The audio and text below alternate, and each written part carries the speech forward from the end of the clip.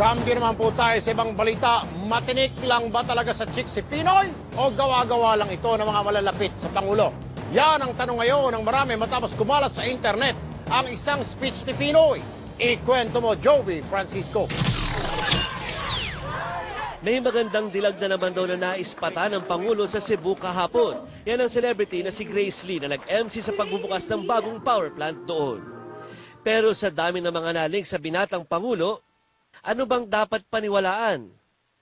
Kumakalat ngayon sa internet ang kopya ng controversial na speech ng Pangulo sa anibersaryo ng Budget Department noong Abril. Ikinwento doon ni Pinoy ang umano'y formula ng kaibigan at ngayong kalihim ng DBM na si Secretary Butch Abad para pasikatin siya. Di umano'y at wala pa akong kinalaman doon, nagpapadala ng bulaklak ang mga kaibigan na lang ni Secretary Abad doon sa babaeng kinukulan. At tinanggap naman po. At kada bigay niya ng bulaklak, dagdag na naman storya doon sa aming pag-uugnayan na hindi naman po nangyari talaga. Sabi ko, Butch, ang galing mong gumawa ng fiction, dapat naging manunulat ka na lang. Marami pang binuko ang Pangulo. Paulit-ulit ang umangal ng presidente sa media para tantanan ang kanyang pribadong buhay. Ito'y kahit si Pinoy mismo ang palagiang nagbibitiw ng mga pahayag tungkol sa kanyang pagiging available na binata.